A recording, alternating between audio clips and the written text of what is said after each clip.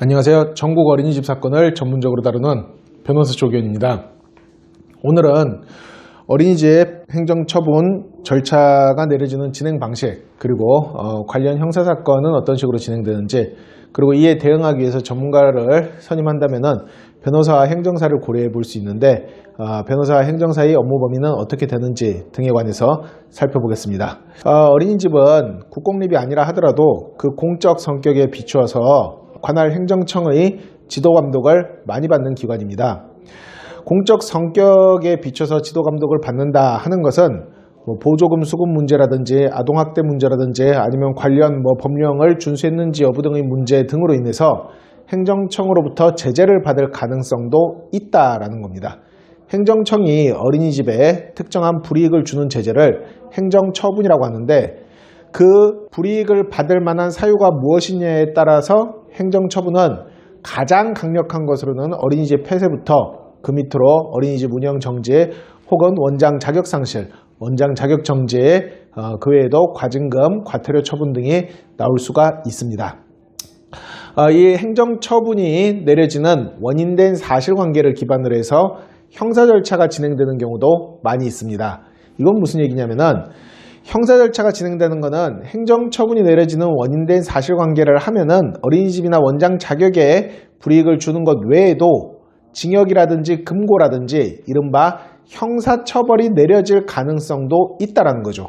그리고 실제로 이런 내용을 담고 있는 영유아보육법이라든지 아동복지법 등은 대부분 어린이집에 불이익이 될 수 있는 행위를 범죄 행위로도 규정을 하고 있어가지고, 그러한 행위를 하면은 형사 절차도 진행되고 행정처분도 진행되는 경우가 보통입니다. 사건이 어떤 식으로 진행되고 어느 경우 어느 시점에서 전문가 조력을 받는지 살피기 위해서 첫 번째 목차로서 형사 절차가 먼저 시작되고 그에 따라 행정처분이 내려지는 경우의 진행 방식에 관한 쟁점으로 수사의 진행에 대해서 한번 살펴보도록 하겠습니다. 제가 방금 어린이집을 운영하면서 준수해야 되는 행위를 위반했을 경우 범죄 행위로 처벌을 받을 수도 있다고 했었죠. 그런 행위가 수사기관에 먼저 알려졌다고 해볼까요? 예를 들어 보조금 부정수급을 원장님이 했는데 이 보조금 부정수급건을 알고 있는 내부자가 경찰이나 검찰에 사건을 고발했다라고 가정을 해봅시다. 그러면은 관할 행정청, 즉 시청, 군청, 구청보다 수사기관이 먼저 알게 됐죠. 그럼 수사기관은 원장님을 소환해서 조사를 합니다. 이른바 피의자 신문이라는 걸 하게 되는 거죠.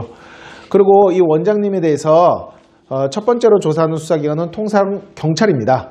검찰에 고소고발을 한다 하더라도 1차 조사는 통상 경찰에서 이루어지기 때문에 경찰에서 어느 정도 조사가 이루어지면은 사안은 그 다음 검찰로 넘어가게 됩니다.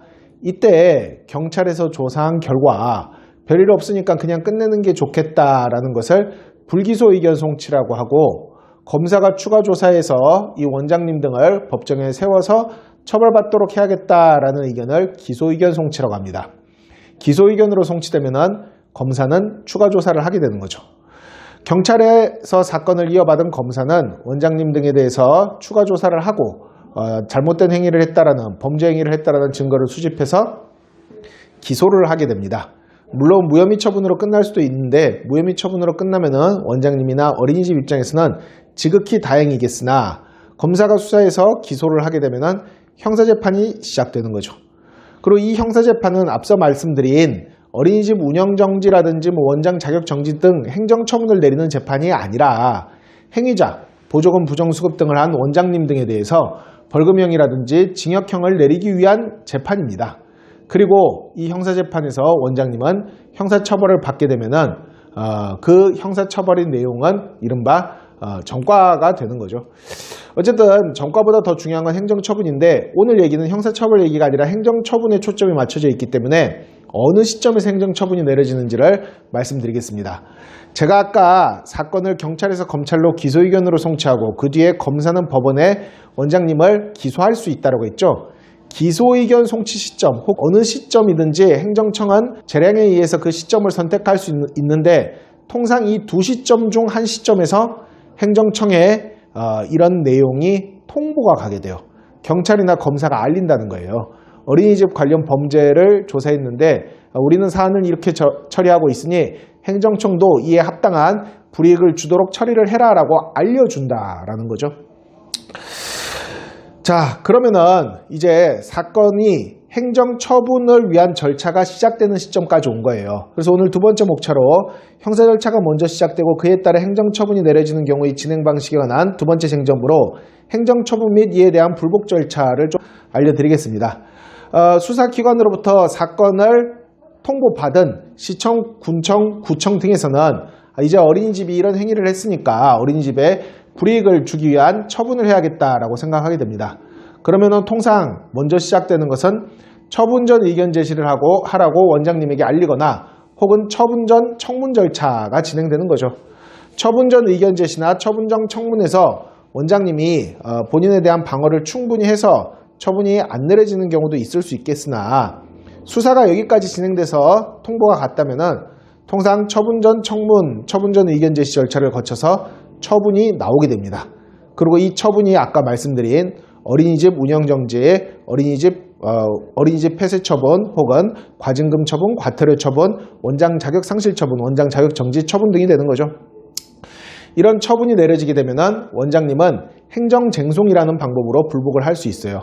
처분에 불복하는 행정심판이라든지 처분에 불복하는 행정소송을 제기할 수 있고 심판이나 소송 중에 처분이 일단 정지되도록 하는 집행정지 신청이라는 것도 할 수 있습니다. 즉 원장님이나 어린이집에 과중한 처분이 나올 것 같으면 처분 전 의견 제시라든지 행정심판, 행정소송 등을 통해서 처분 수위를 낮춘다든지 처분을 피한다든지 그런 것을 시도해 볼 수 있다는 겁니다. 다음으로 목차를 바꿔서 한번 살피자면 행정 절차가 먼저 시작되고 그에 따라 행정 처분이 내려지고 형사 절차가 그 이후에 진행되는 방식으로 바꿔볼 수 있는데 이에 대해 간단히 말씀드리겠습니다. 지금까지는 수사기관이 먼저 수사를 하다가 행정청에 알리게 행정청이 이에 대해서 처분한다라고 말씀드렸는데 반대로 최초 내부 고발자가 행정청에 먼저 알렸다고 생각해 볼까요?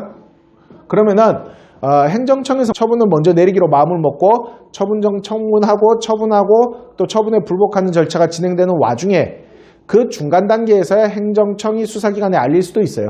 앞뒤가 바뀔 수도 있다는 거죠. 행정 절차랑 형사 절차 순서는 바뀔 수도 있어요. 이런 상황에서 어느 시점에서 변호사 조력을 받는 게 제일 좋을까요? 그리고 변호사는 무슨 일을 할 수 있고 행정사는 무슨 일을 할 수 있을까요? 제일 먼저 이 사건을 경찰이 알게 되든 행정청이 알게 되든 우리한테 불리한 사실관계를 수사기관이나 행정청이 알게 됐다 싶으면은 그 시점부터 변호사의 조력을 받는 게 사실은 가장 좋습니다. 변호사는 형사 절차 내에서 일반적인 조력을 모두 할 수 있으며 경찰 조사 참여, 검찰 조사 참여, 형사법원에서의 변론, 그리고 경찰, 검찰, 법원 단계에서 변호인의 의견 제출을 모두 할 수 있는 것은 물론이고 행정 절차에서도 처분 전 청문 참여, 처분 전 의견 제시, 그리고 행정심판 제기, 행정소송 제기, 관련 집행정지 신청까지 모든 절차를 수행할 수 있습니다. 그렇기 때문에 이왕 변호사를 선임한다면 초기부터 변호사의 조력을 받는 것이 완전하고도 좀 더 효과적인 전문가의 조력을 받는 게 되겠죠. 물론 행정사도 일정 부분 조력을 할 수 있어요. 다만 행정사는 행정심판 단계에서 서면을 써주는 정도 수준의 조력을 할 수 있을 뿐이지 형사 절차에서 조력을 한다든지 법원에서 변론을 한다든지 이런 건 할 수 없습니다. 그리고 제가 행정심판과 행정소송 모두 처분에 불복하는 절차라고 말씀을 드렸는데 행정심판은 행정청과 마찬가지로 정부에다가 억울함을 호소하는 거고 행정소송은 정부와 별개의 기관인 법원에 억울함을 소송하는 거고 또 행정심판은 주로 서면으로만 억울함을 호소하는 반면 행정소송은 법원 가서 판사 얼굴 보고 억울함을 호소한다는 측면에서 행정소송이 인용률은 훨씬 높습니다.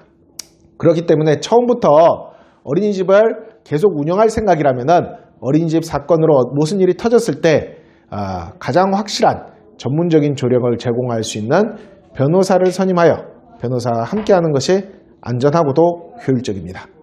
전국 어린이집 사건을 전문적으로 다루는 변호사 조기현이었습니다.